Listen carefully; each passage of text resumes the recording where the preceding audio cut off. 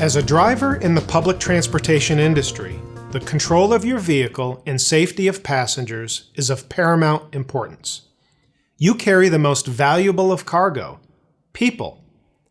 Customer service and an unwavering commitment to safety can give your company an edge over the competition. Hi, I'm Todd Carrier with Protective Insurance Company.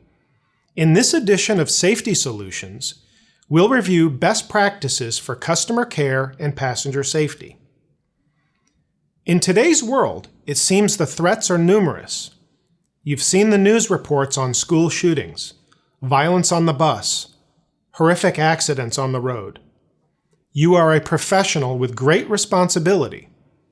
Let's explore some strategies to ensure your trip is a safe one. The Loss Prevention and Safety Department of Protective Insurance Company believes there are three key components of customer care and passenger safety, or the 3 Ps. They are preparation, practice, and passenger control.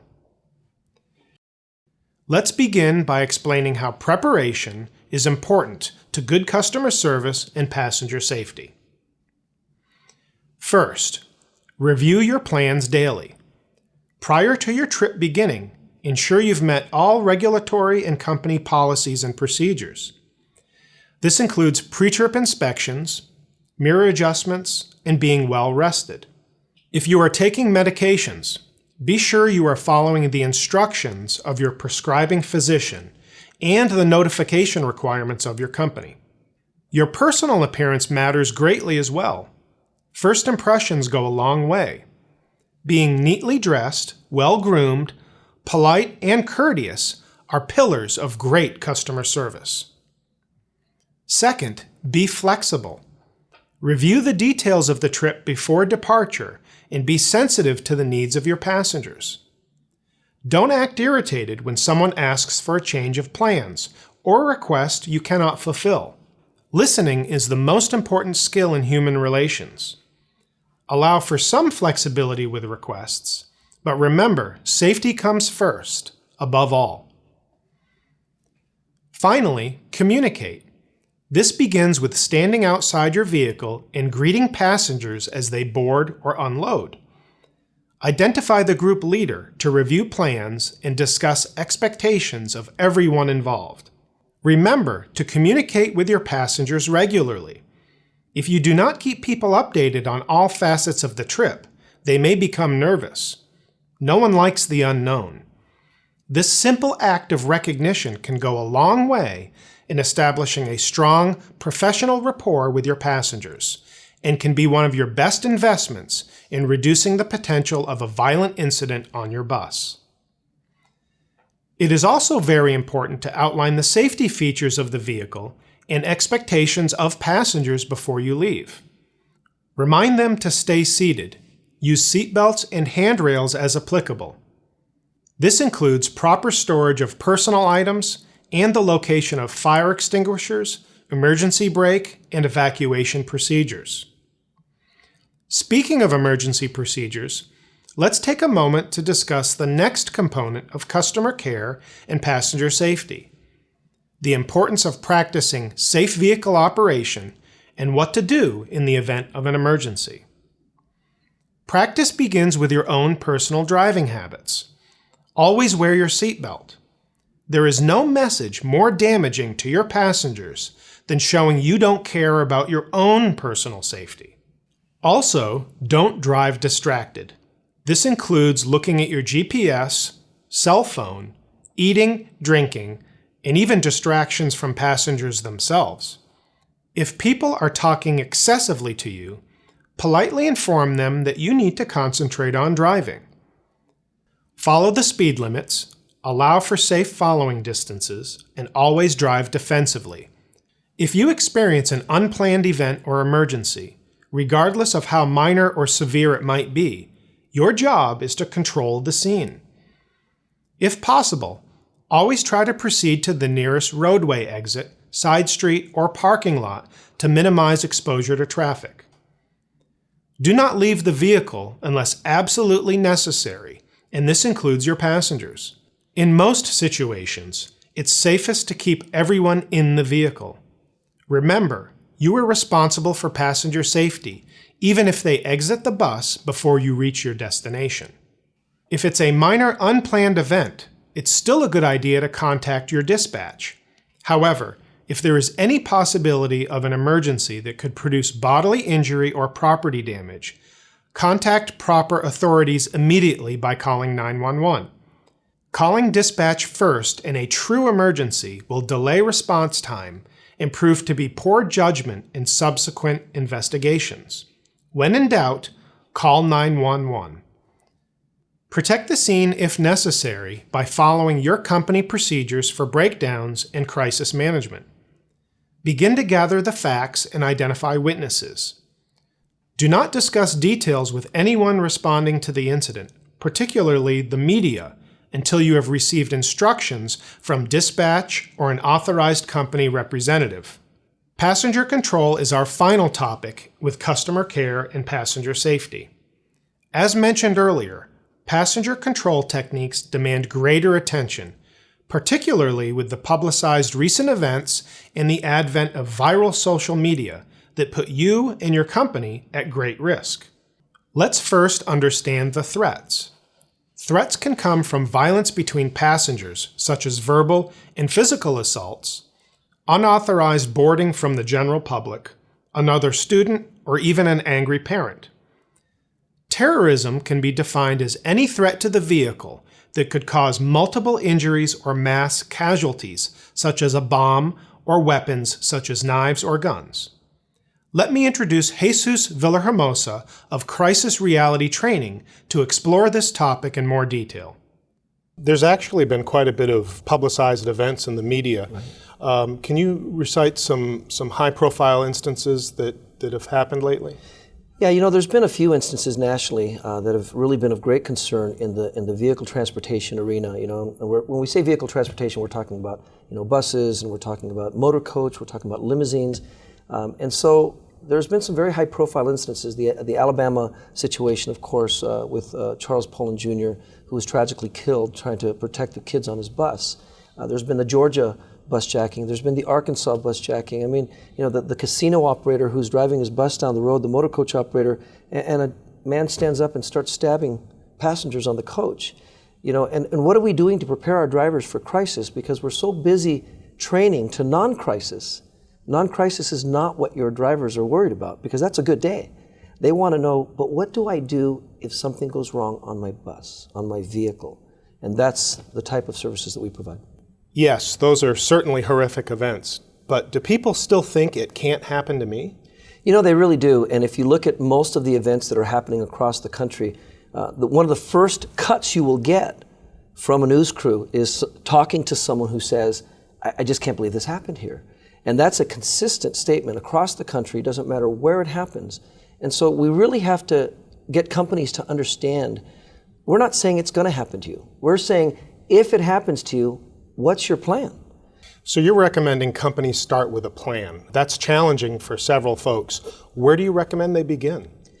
It is difficult to know where to begin, especially in this arena of violence prevention. It can be overwhelming for a lot of companies. And so one of the models that I like is what we call IAM. It's the acronym IAM. Identify, assess, and manage.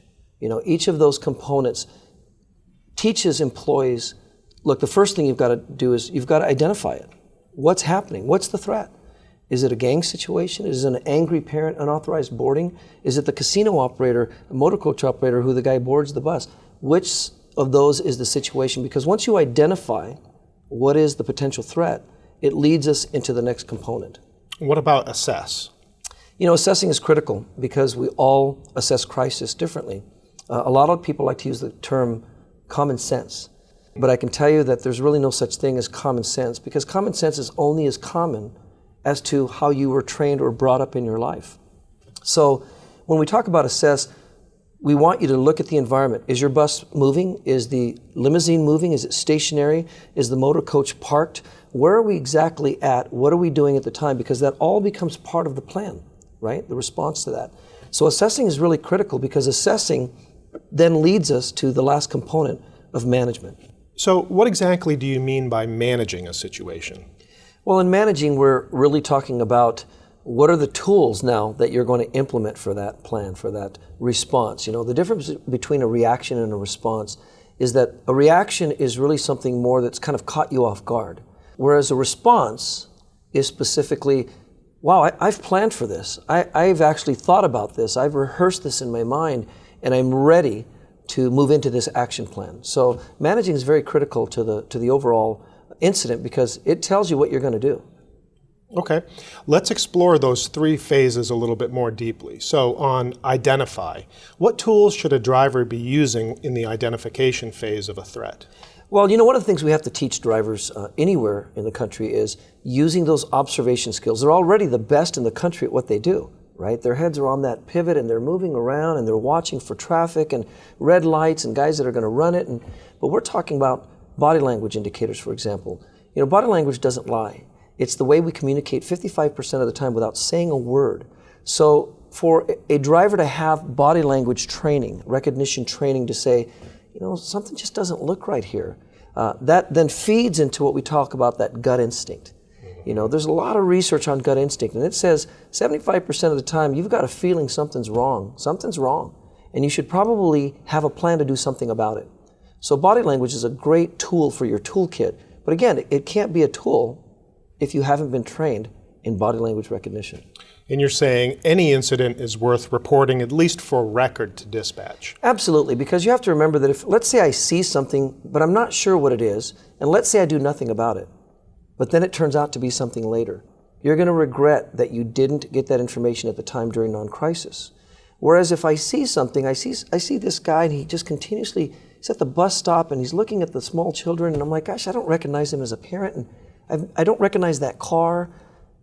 You know, I'm going to take down that license plate number. I'm going to take down a description. It's easier for victims to take down a description of something during non-crisis and it be accurate than to try to do it during crisis and it's usually not accurate.